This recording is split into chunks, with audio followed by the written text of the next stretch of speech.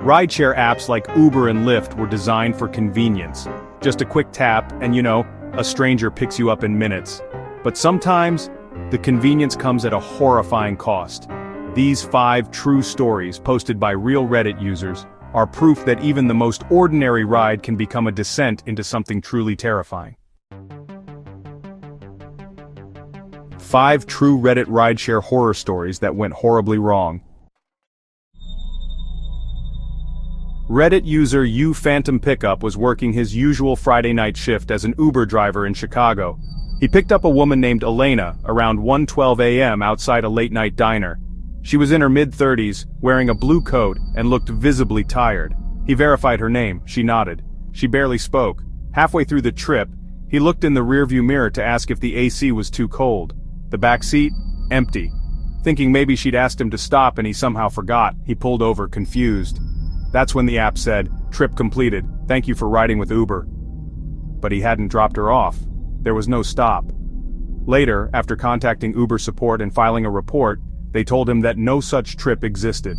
His log had no record of an Elena that night. A diner security camera still frame, timestamped 1:12 a.m., showed a shadow approaching the car. The passenger door opens, but no one is visible.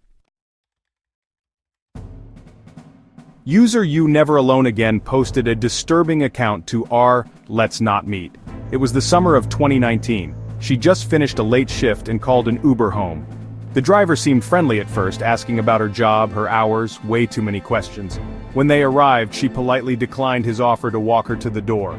He lingered at the curb, staring. She waved him off. He finally drove away. 40 minutes later, her porch motion light clicked on. She peeked through the blinds, and there he was. The same car, engine off, no movement. Just watching. Police arrived in 10 minutes, but the car was gone. The terrifying part?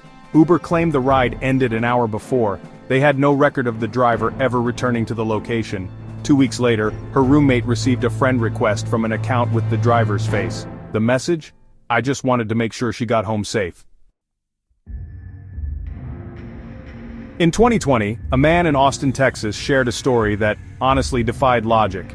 He'd gone out drinking and called a Lyft around 2 in the morning. The driver seemed normal, quiet, focused. But soon he noticed they weren't heading home. When asked, the driver simply said, "Trust me, I know a shortcut." A Redditor named They Knew My Name was visiting Los Angeles when they hailed an Uber to their hotel. The car that arrived matched the app, same make, model, and plate. But, the man inside wasn't the driver in the photo. He smiled and said her name before she could even introduce herself. Uneasy, she asked why the photo didn't match. He just laughed it off and said he'd grown a beard.